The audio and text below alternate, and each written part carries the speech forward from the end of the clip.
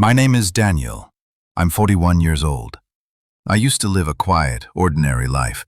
I'd wake up at 7 a.m., go to work, come home, and spend my evenings reading in silence, turning loneliness into a daily routine. There were no major traumas or dramatic moments in my life, or at least, that's what I thought. She, Emma, walked into my life in the middle of autumn. We met at the library. The book she was holding, it felt like it was speaking to me. Or maybe I was just a soul suffocating in silence that day. Who knows? Our first conversation was simple: the weather, books, favorite authors. But behind her eyes, there was something else. As I tried to understand it, she turned to me and said, "I want to truly know people, not just on the surface.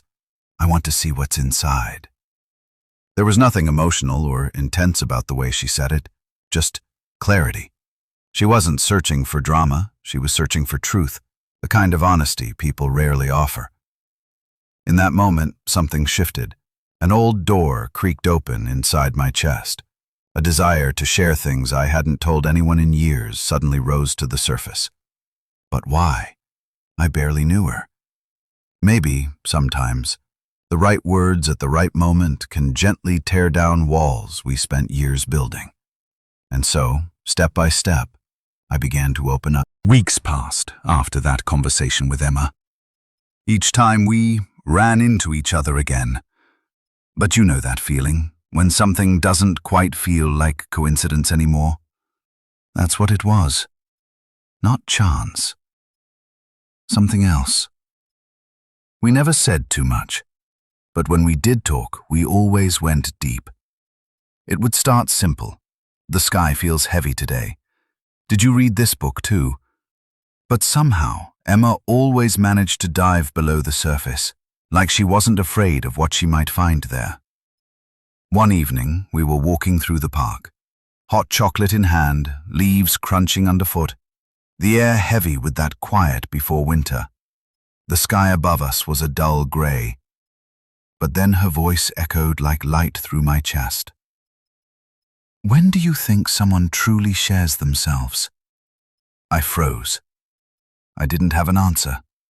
The walls I'd built had become second nature, thick, familiar, solid.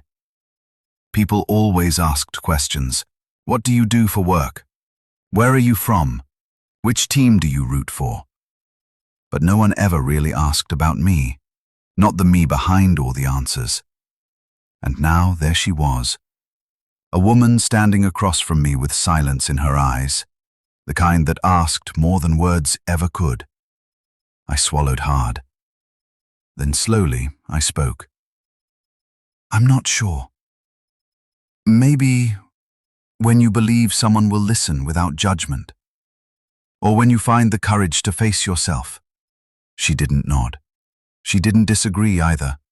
She just smiled, gently, as if hearing me, really hearing me, was enough. And in that moment, something unlocked inside me. That night, for the first time, I talked about my father. How he left when I was 16. How ever since that day my mother couldn't quite meet my eyes, as if somehow I had become the reason. I spoke of the guilt, the weight I'd carried for years, convinced it had all been my fault. A child made to believe he broke his own home. But I didn't cry. Neither did Emma. Yet something in the silence between us tightened our throats. "No one ever listened to your story," she whispered. "But now, someone does." There was always a depth in Emma's eyes. Yes, she was beautiful, but that wasn't what made her special. It was the meaning behind her silences. No matter how much I thought I knew her, Emma only showed me as much as she wanted me to see. One evening, we were walking along the shoreline. The sound of the waves filled the space between us, but I felt this strange tension inside, like a storm was coming. Then she stopped, hands in her pockets. And as if she were commenting on the weather, she quietly said, "I was married, Daniel, for a long time." My entire world crumbled in silence. heart tightened. But my face didn't flinch. I'd learned how to do that over the years, how to feel without showing, and in that moment I realized that sometimes love slips out in the most unexpected sentences, silently, uncontrollably. Emma kept talking, never breaking eye contact. I loved him, or at least I thought I did. But slowly I became lonelier every day, and one day I forgot I was married. Well, not really, it's just for the first time someone asked me, "Who are you?" And that was before she met me. It wasn't me who broke her marriage, it was the question itself. "I'm not replacing him with you, Daniel," she added, "but I want to be honest with myself now." The only thought that echoed in my head was, am I just another stop in someone else's story? But I didn't say it aloud. That night when I got home, I turned on airplane mode. I didn't want to reply to anyone, no texts, no thoughts, no feelings. Just silence. My own silence. It wasn't Emma's story that broke me. It was realizing that she wasn't starting something with me. She was still wrestling with the weight of her past. And that's when I understood. I wasn't searching for someone like her. I was searching for someone who could truly hear me. But maybe that person wasn't Emma. Maybe that person was me, waiting to finally tell my own story through silence.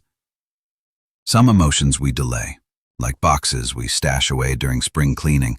We know what's inside, but we don't dare open them. My box was the day my parents split. And Emma opened that lid with one sentence. "Sometimes leaving takes more courage than staying." When I heard that, I shrank, quietly, like a child. Because my mother left that day too, and I, the one left behind, made a promise to myself. I would never leave someone halfway. But now, I saw it clearly. While trying to complete someone else, I had been diminishing myself. It wasn't her past that was the problem. It was the fact that she still lived in it. I could still see memories of another man in her eyes.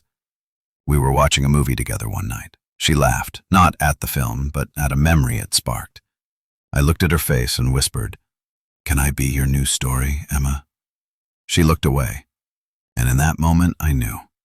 She wasn't ready.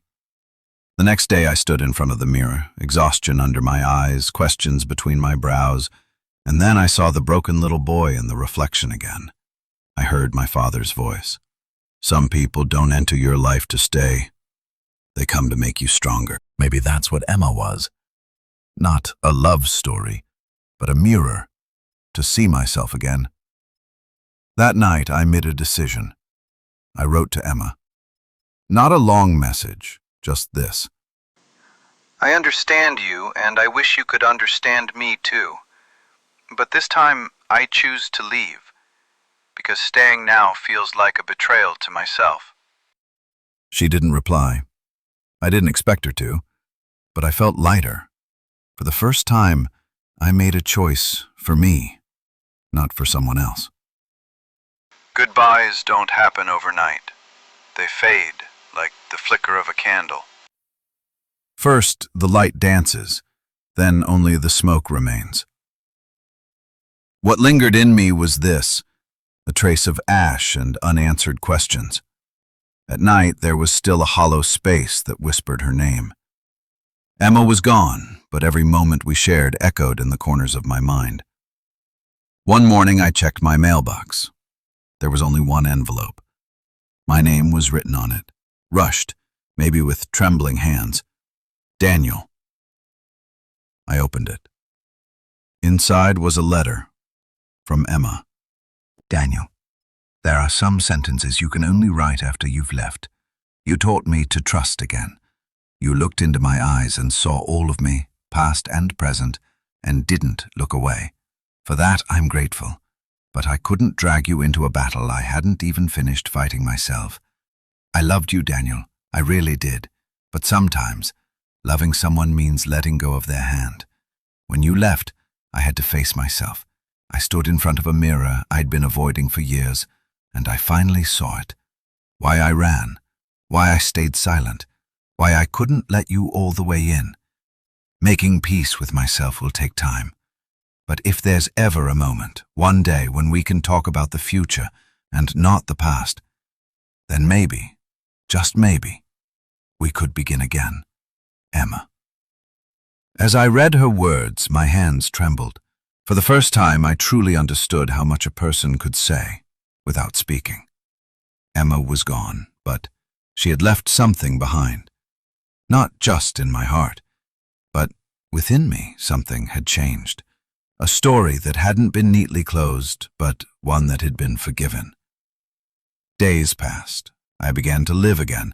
Alone, yes, but not empty, not broken, not angry at the past, but at peace with it. One day I passed by a bookstore. In the display window was a quote printed on the page of a novel. When we love, we don't become less. We only become less when we stop being ourselves. That line struck me deep. Because I wasn't trying to disappear anymore. My feelings for Emma, they were still there. But the love I was learning to give myself was stronger. A year went by. Everything changed, and yet everything stayed the same. The steam rising from my tea in the morning. The radio station I still listened to on my drive to work. The old sycamore tree outside my window. But I wasn't the same Daniel anymore. I wasn't the man constantly trying to explain himself to someone else. I was someone who had learned how to understand himself and not fear solitude. Then, Mia came into my life. We met in a cafe. She dropped her coffee. I handed her a napkin. Just that. Sometimes what we call coincidence isn't about finding things. It's about finding people. Mia was nothing like Emma. Maybe that's why she was exactly what I needed. Because with her, I wasn't talking about the past. I was living in the now. One day, while walking in the park with Mia, I saw her, a woman sitting alone on a bench. Even from a distance, I knew. Emma. She was holding a book, staring at nothing, not flipping the pages, just sitting. As we walked past, our eyes met. She smiled. I did too. And in that glance, we said more than words ever could. Mia turned to me. Do you know her? I looked down and smiled gently. Once I knew her very well. And that was it. I didn't explain. Not to Mia, not even to myself. Some stories don't need explanations. Some roads remain unfinished. But that doesn't mean they didn't matter.